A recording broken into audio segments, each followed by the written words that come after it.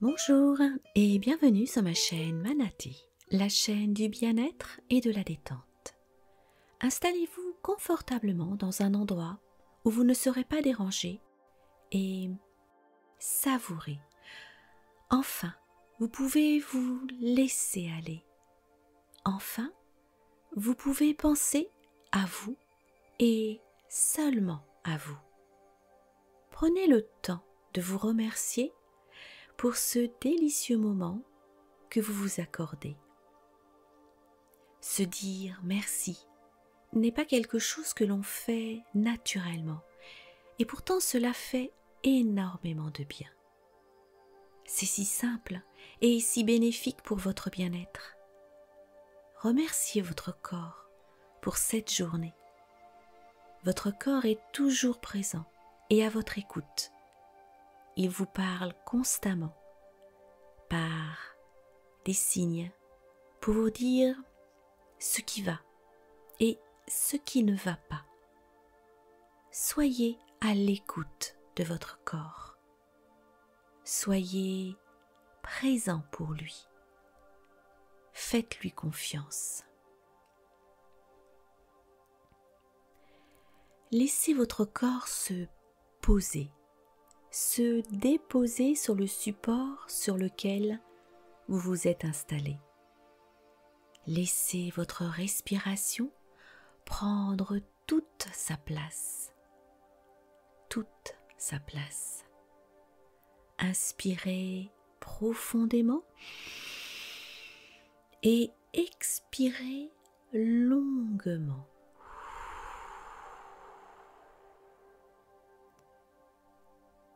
Recommencez, inspirez profondément et expirez doucement.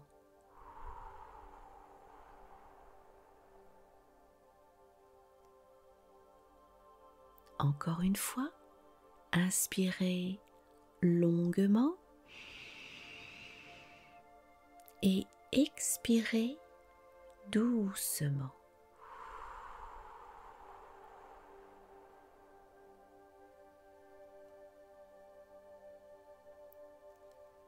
Et laissez-vous aller. Vous êtes merveilleusement bien, détendu. Vous vous enfoncez délicieusement dans le support dans lequel vous vous êtes installé. Vous êtes bien, délicieusement bien. Vous n'avez plus rien à faire, si ce n'est écouter ma voix. Laissez-vous aller en écoutant cette belle histoire, la reine de fer et la reine de soie. Dans le pays des longs hivers régnait la princesse Barzel, surnommée la reine de fer.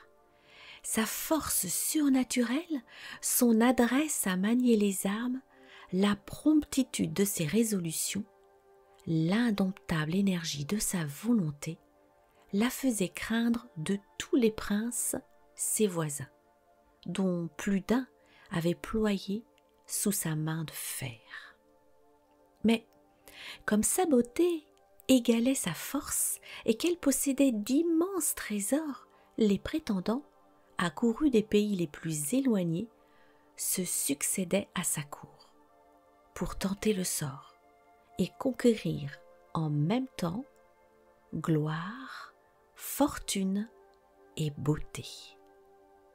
Elle avait fait proclamer que celui qui la vaincrait dans un combat singulier non seulement serait libre de l'épouser, mais encore de disposer de sa main à condition que le prétendant fût prince régnant et n'eût pas dépassé l'âge de 30 ans. Elle venait d'entrer dans sa 24e année et déjà ses victoires lui pesaient. Il y avait des moments où elle se repentait de s'être enorgueillie de la vigueur de son bras et au fond de son cœur, elle s'était promis de se laisser vaincre par le premier chevalier qui lui plairait. À 100 lieues de sa résidence régnait un jeune prince qui venait de perdre son père. À sa cour brillait sa sœur, jeune princesse célèbre. Au loin, par son angélique beauté, par une grâce divine, reflet de son âme resplendissant sur tous ses mouvements, par l'inaltérable douceur de ses manières, enfin par sa charité envers les pauvres, auxquels elle donnait jusqu'à ses parures. Le prince s'appelait Gottfried, la princesse Rosemonde.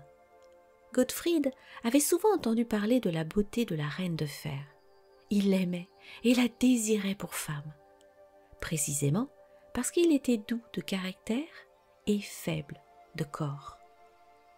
Depuis quelque temps, son pays était ravagé par des chevaliers errants qui profitaient de la mort de son père pour braver le pouvoir un peu affaibli du fils.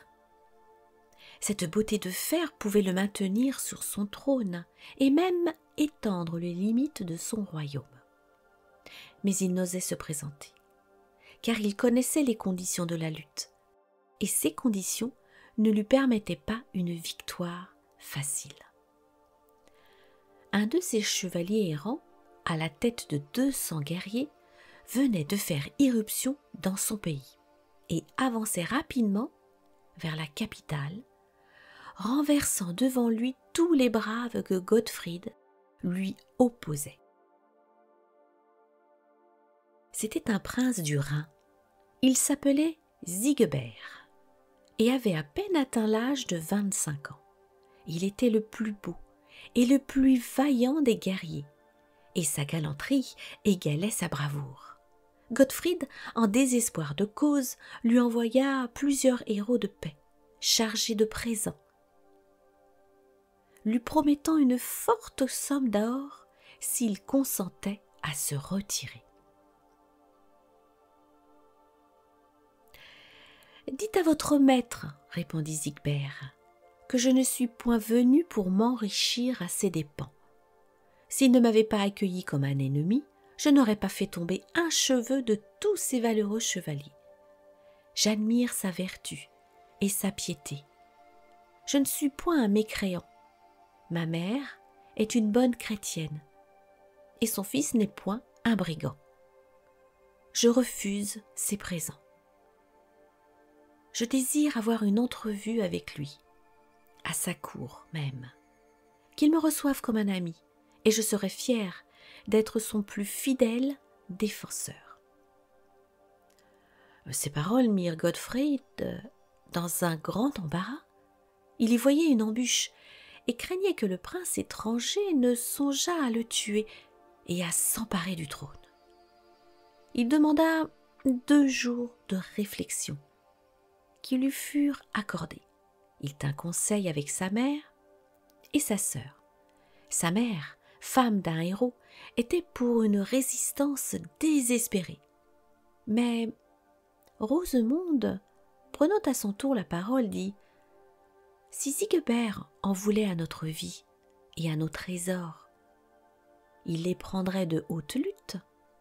Tout ce que j'ai entendu raconter de lui me fait croire que c'est un noble chevalier, digne d'être l'ami de mon frère. Il parle de sa mère, donc il est animé de généreux sentiments. Croyons à ses promesses. Il sera forcé de les tenir. Pour que les hommes fassent le bien, il faut les croire bons. » Ces sages paroles prévalurent dans le conseil, et Sigebert fut invité à venir à la cour. La réception fut brillante. Tous les sujets du roi avaient mis leurs habits de fête pour recevoir dignement ce valeureux prince.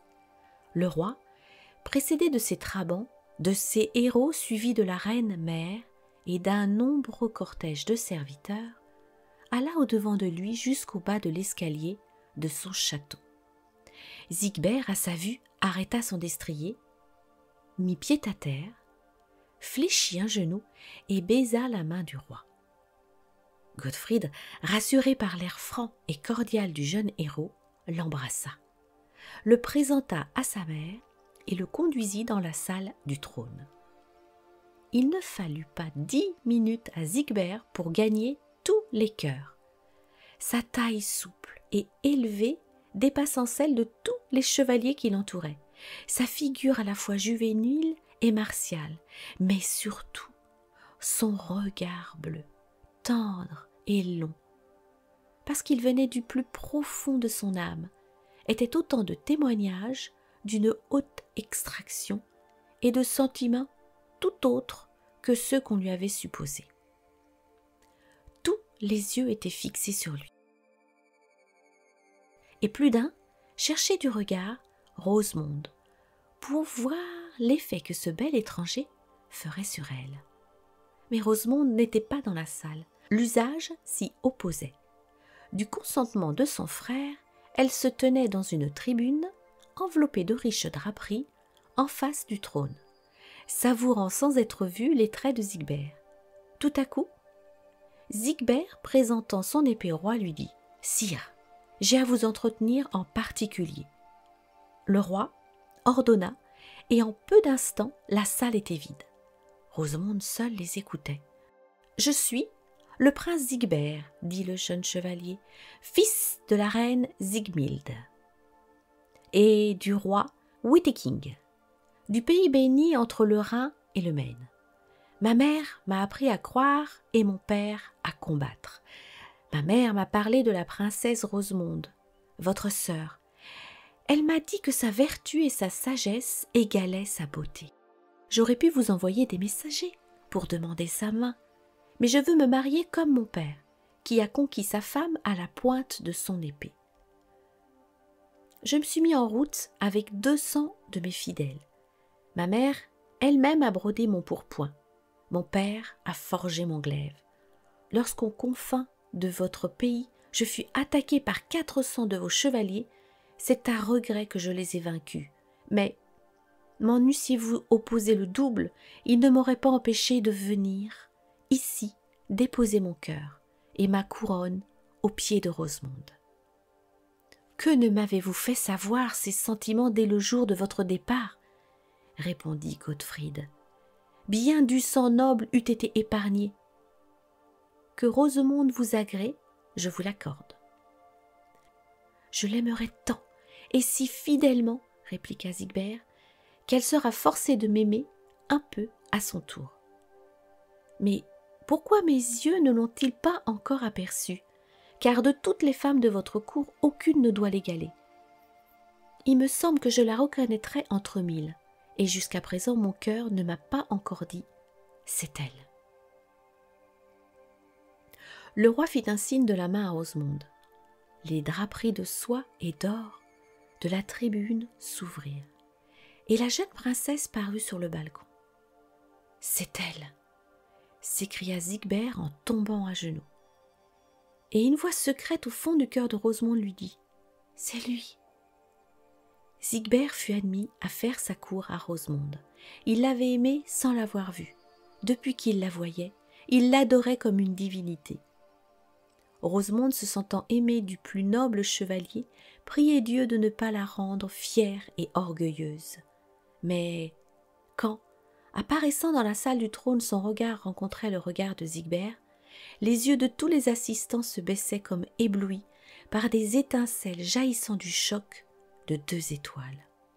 Enfin, le roi Gottfried, voyant le profond amour de Sigbert pour sa sœur, lui dit « Mon ami, quoique l'absence de Rosemonde doive plonger mon palais dans la nuit, car avec elle le soleil s'en ira, je te l'accorde, et dès le retour de tes messagers à ton père, sa mère te l'amènera au lit nuptial, béni par l'archevêque. » Mais Rosemonde partit. Ma mère exige que je me marie pour donner une reine à mon peuple et un héritier au trône. Écoute-moi, tu es mon ami, mon frère. Plus encore, répondit Sigbert, ton vassal.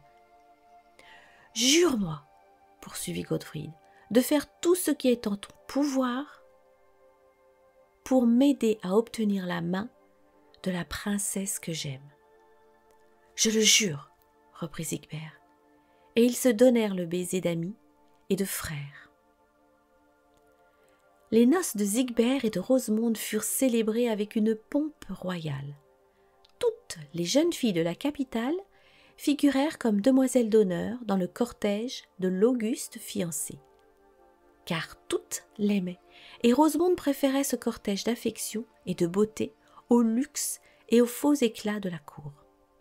Le jour de son mariage, le peuple lui donna le nom de reine de soie, en opposition à celui de la reine de fer, car sa voix et son regard étaient aussi doux que la soie.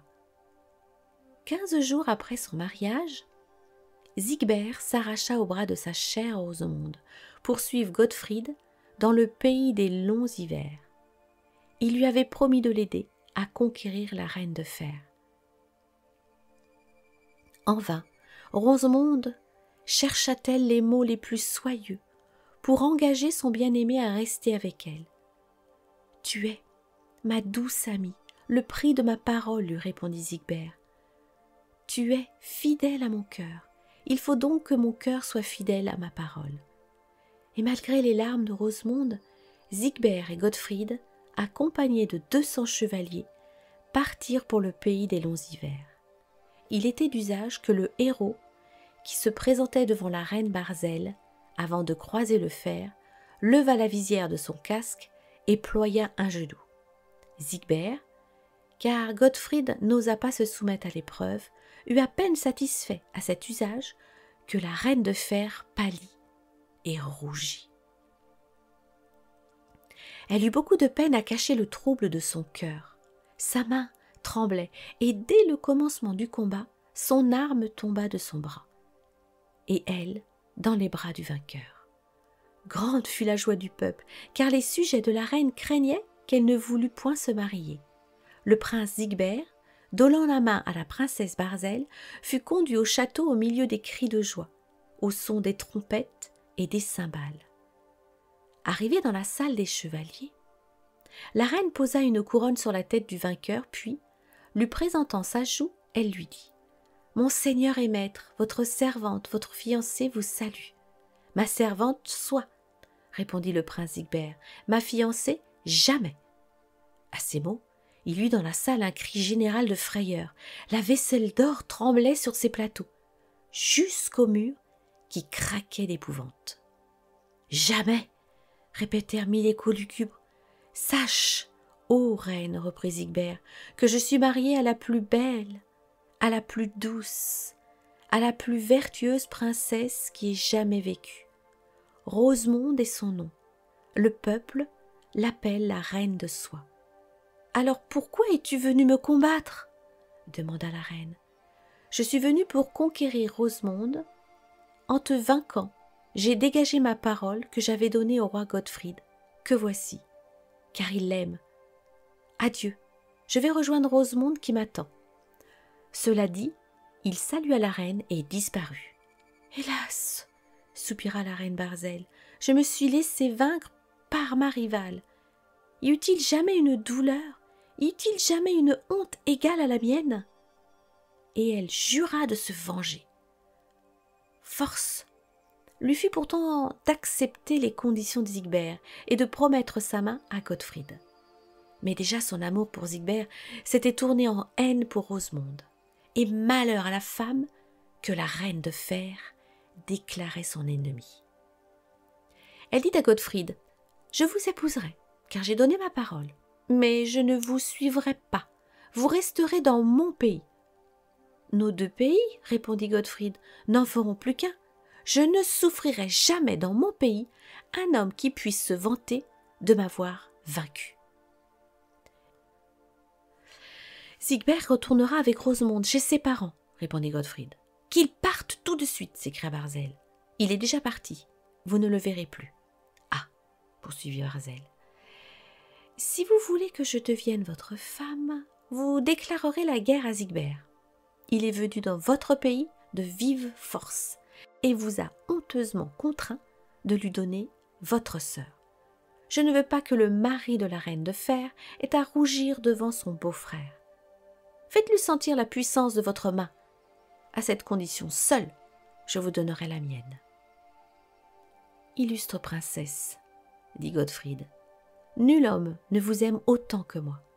Pourquoi ne pas jouir du bonheur de la paix? Pourquoi verser le sang? Comment pouvez-vous vouloir que je déclare la guerre à mon ami, au mari de ma sœur, à l'homme auquel je dois le bonheur de devenir votre époux? Vous ne le serez réellement qu'à cette condition, répondit Barzel. Pour le monde, nous nous marierons, car je ne manque pas à ma parole. Mais dans notre château, je vivrai comme j'ai vécu jusqu'à présent. Le jour seulement où vous marcherez contre Sigbert, je serai votre femme. » Godfried pensa que c'était un caprice de reine, qui s'évanouirait au premier rayon de l'amour. Il redoubla de tendresse et de galanterie. On célébra la noce, et plus d'un chevalier envia le sort du malheureux Godfried, car la reine de fer était aussi belle que fière. De tous les poisons, l'amour est le plus violent. Il creuse sans cesse, et tous les contrepoisons qu'on lui oppose ne servent qu'à fournir un élément de plus à sa brûlante voracité. Plus Godfried était tendre et suppliant, plus Barzel de sa main de fer le pliait à ses caprices. Ni prière, ni larmes, ni menaces, surtout, ne purent rien sur elle. Son amour était le prix d'une déclaration de guerre à Sigbert. Celui-ci, voyageant sur les ailes du bonheur, revit bientôt sa douce Rosemonde, qui le reçut avec une joie ineffable. Elle ne se lassait pas de lui faire des questions sur la reine Barzel, sur sa force et sa beauté. « Tu la verras bientôt ?» dit Sigbert, « car j'espère qu'elle accompagnera Godfried avant que nous retournions chez mon père. Ne crains pas sa beauté, car elle pâlirait à côté de la tienne, comme un soleil d'hiver à côté d'une belle matinée de printemps, comme une orgueilleuse bruyère sans parfum à côté d'une fragrante rose de mai. Crains plutôt son orgueil, sa jalousie, car je me demande si je l'ai réellement vaincue. Oh, alors, dit Rosemonde, partons avant qu'elle vienne, elle me fait peur. Elle t'aime, mon ami, tu ne l'as pas quittée si brusquement sans cause. Elle t'aime, je crains son amour bien plus que sa haine. Oh, je te jure, ma Rosemonde, que Sigbert mourrait plutôt que de devenir infidèle à l'élu de son cœur, à celle qui est devenue la chair de sa chair et l'âme de son âme. Il avait à peine prononcé ce serment qu'un héros de guerre vint lui annoncer que le roi Godfried et la reine Barzel marchaient contre lui avec plusieurs milliers de chevaliers. Cette nouvelle le plongea dans une profonde douleur. D'une part, l'idée de combattre le frère de Rosemonde, le fils de sa belle-mère, le roi auquel il avait prêté foi et hommage, l'ami pour lequel il avait risqué sa vie, lui était odieuse. Elle était contraire à sa loyauté, à sa droiture, à toutes les lois humaines et divines. Mais, d'autre part, la faiblesse, la lâcheté de Godfried révoltait son âme. « Que la volonté de Dieu soit faite, » dit Sigbert. Et il ceignit son glaive, qui jusqu'alors lui était resté fidèle. Il eut d'abord l'idée d'aller au-devant de ses ennemis avec ses 200 braves compagnons de guerre. Mais, dès que la nouvelle fut connue, tous les chevaliers de Godfried, révoltés de l'ingratitude et de la faiblesse de leur maître, se crurent dégagés de leur serment de fidélité et se rangèrent du côté de Sigbert, qui, malgré lui, fut proclamé roi à la place de Godfried, déclaré traître et félon indigne de régner. La bonne et douce Rosemonde essaya par une lettre de prière de ramener son frère et sa belle-sœur à des sentiments plus chrétiens. Ce fut en vain. On la voyait à côté des mendiants, s'agenouiller sur les dalles froides de la cathédrale et offrir ses précieuses larmes à l'autel du Seigneur, en le priant de lui conserver son mari et son frère. Hélas, elle devait passer par bien d'autres épreuves, et pour elle, belle et reine, la femme n'en est pas moins destinée à souffrir et à pleurer. Qu'ils étaient amers et doux à la fois les adieux de Sigbert et de Rosemonde. Les pierres du palais en eussent pleuré. Si elles avaient eu des larmes, Sigbert s'arracha à la fin aux douces étreintes de sa bien-aimée, en lui répétant son serment, que jamais une autre femme ne serait ni sa maîtresse, ni son épouse. Bientôt, les cris de guerre succédèrent aux cris du cœur. La bataille s'engagea à 50 lieues de la capitale, et dès le premier choc, Godfrid fut tué par un de ses anciens chevaliers, qui avait juré de laver la lâcheté de son roi dans le sang du lâche. Aussitôt après la mort de Godfrid, un guerrier, fièrement campé sur son cheval bardé de fer, s'avança, et appelant Sigbert par son nom, il dit « Fier chevalier, je suis la reine de fer. Tu t'es vanté de m'avoir vaincu. Viens donc en présence de tes guerriers et des miens prouver que tu n'as pas menti. C'est moi qui te provoque, et ne rêve pas cette fois la victoire, car tu seras mon prisonnier, mon esclave, et jamais les yeux ne rencontreront plus les yeux de Rosemonde. » Sigbert, furieux, partit comme un éclair. Mais sa lance, se brisant contre la cuirasse de la reine, vola en éclats, et au même instant, il sentit le froid du fer sous l'aisselle droite. Il chancela, se pencha en arrière, se remit, brandit son glaive, en vain. D'un second coup, la reine l'abattit. Pour la première fois de sa vie, il était vaincu. À peine fut-il désarçonné que la reine, sautant à terre, ordonna à ses gens de cesser le combat. Elle se jeta sur le corps presque inanimé de Sigbert, l'appela par les noms les plus doux, et folle de douleur, le fit transporter dans sa tente. Ce jour-là même, elle envoya Raoul, son serviteur le plus dévoué, vers Rosemonde, chargé de lui apporter une fiole de poison.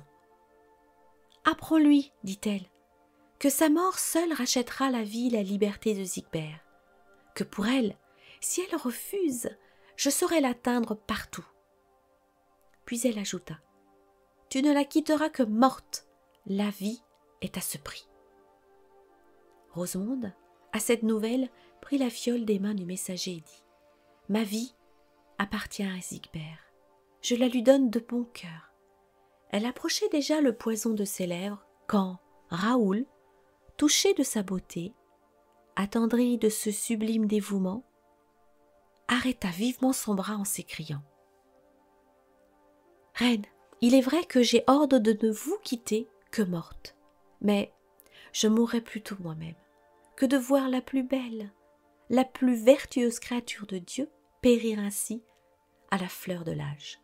D'ailleurs, je suis née dans cette ville. Vous avez fait du bien à ma mère, et je bénis Dieu de pouvoir vous le rendre. Voici ce que je vous conseille. Quittez ce palais et ses habits de reine. Je vous cacherai dans un endroit où jamais homme ne pénétrera. Demain, on annoncera au peuple votre mort. Après-demain, on célébrera publiquement vos funérailles. Je retournerai vers ma maîtresse pour lui apprendre cette nouvelle. Sigbert sera libre. S'il vous aime toujours, vous le reverrez. Sinon, vous serez morte pour lui. » Ce qui fut dit fut fait. On enterra solennellement Rosemonde, en présence du peuple et des grands de la cour. Jamais reine ne fut pleurée comme elle. On la croyait morte de douleur. Elle, quittant le château et la ville, déguisée en servante, suivie seulement d'un vieux paysan fidèle, arriva à l'endroit que Raoul lui avait indiqué. Sigbert était guéri de ses blessures, mais son cœur saignait, comme si le fer de la reine Barzelle l'avait traversé de part en part. Il avait appris de sa bouche la mort de sa chère Rosemonde, et il s'était résigné à vivre pour se souvenir d'elle, disant qu'il était plus facile de mourir que de vivre pour une femme.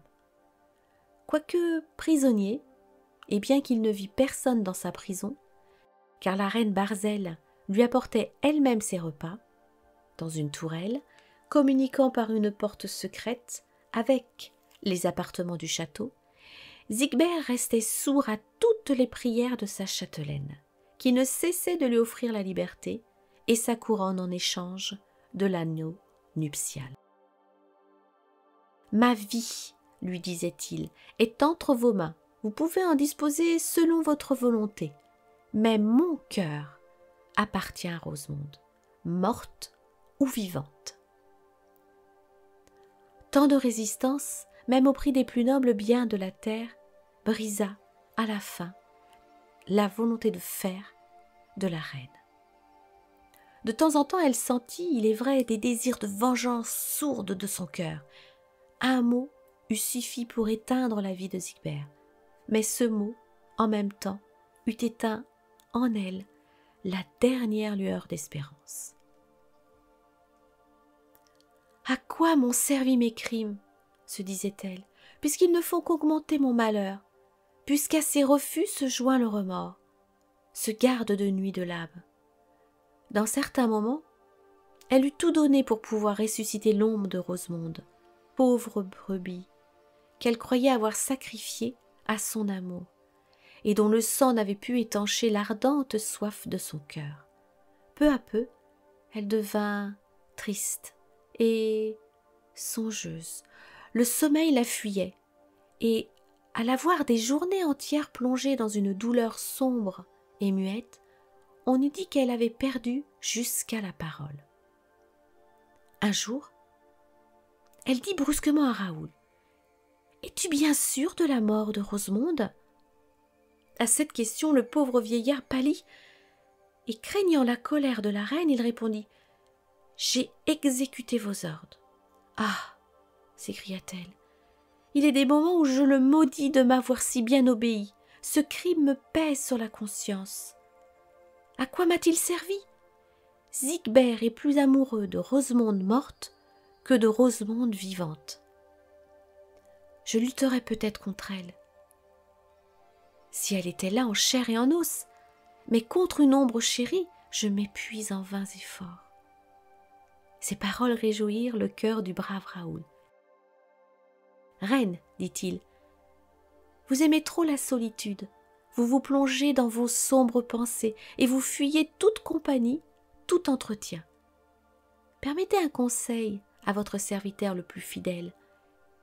J'ai dans ma maison une jeune fille gaie, douce, sage, spirituelle, d'une conversation si agréable qu'il est impossible d'être triste en sa présence.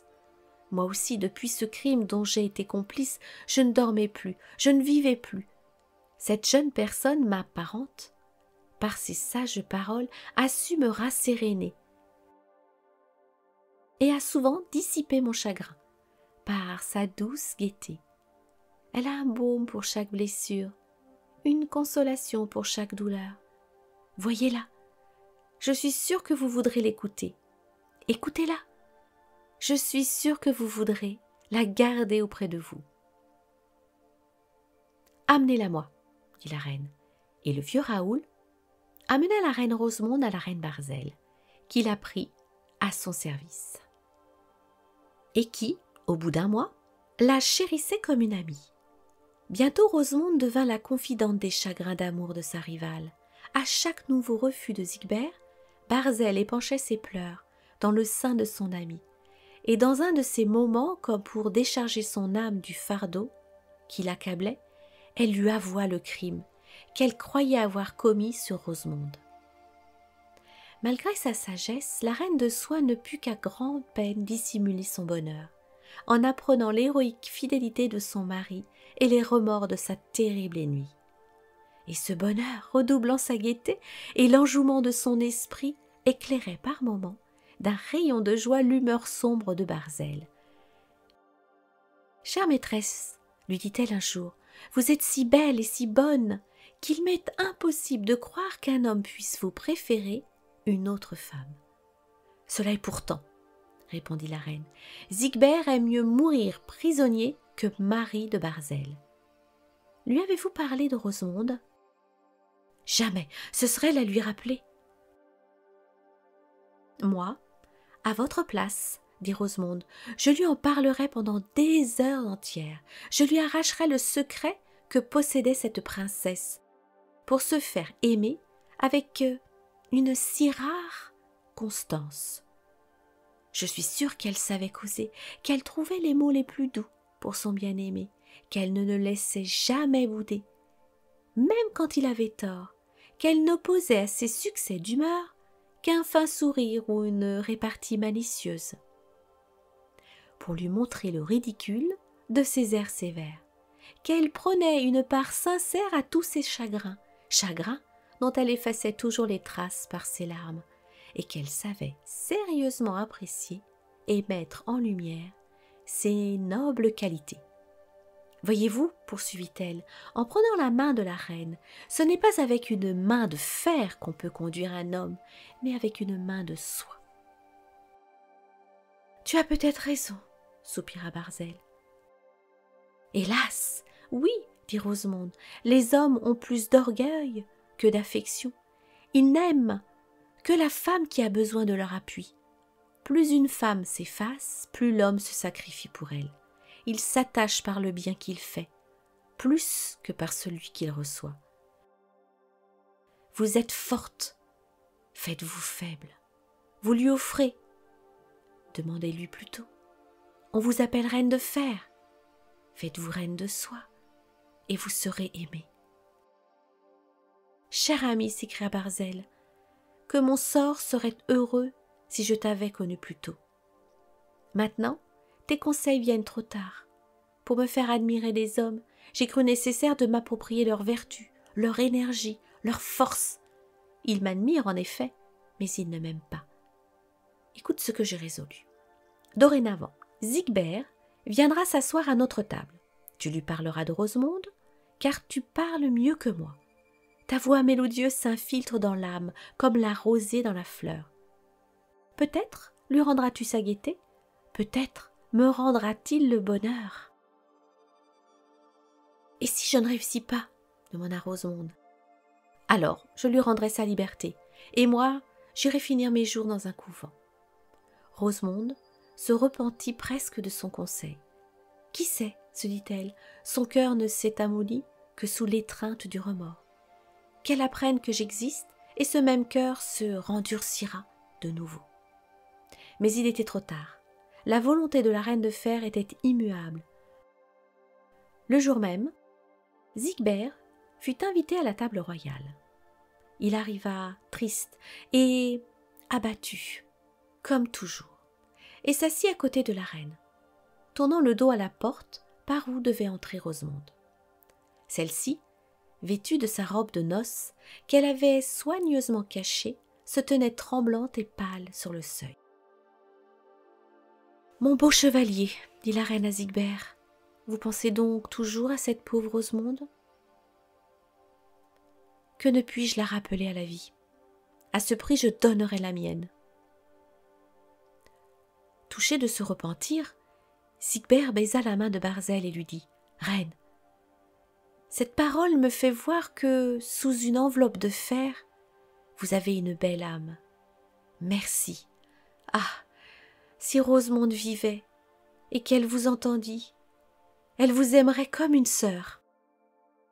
Elle vit, elle vous entend, elle vous aime, s'écria Rosemonde.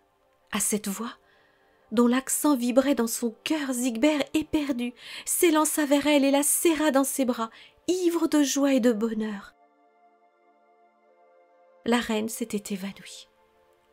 Lorsqu'elle reprit ses sens, elle vit à ses genoux Sigbert et Rosemonde, qui couvraient ses mains de baisers.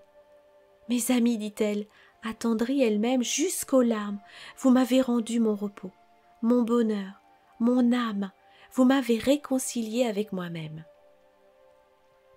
Rosemonde, toi, que j'ai tant fait souffrir, dorénavant je serai ta servante. Je vous cède mon royaume, je vous accompagne et ne vous demande que votre amitié et vos prières sur ma tombe. » D'aucuns prétendent, toutefois, que la reine Barzel, suivant les conseils de Rosemonde, se laissa consoler par un prince, ami de Sigbert, qu'elle épousa au milieu des réjouissances de son peuple, et auquel elle donna une lombreuse lignée. Je vous souhaite une douce nuit, remplie de jolis rêves. Demain matin, vous vous réveillerez en pleine forme, heureux, heureuse de cette belle expérience. Très belle nuit à vous. Surtout, n'oubliez pas de mettre un pouce bleu et de vous abonner afin de m'aider à poursuivre cette aventure avec vous. Namasté.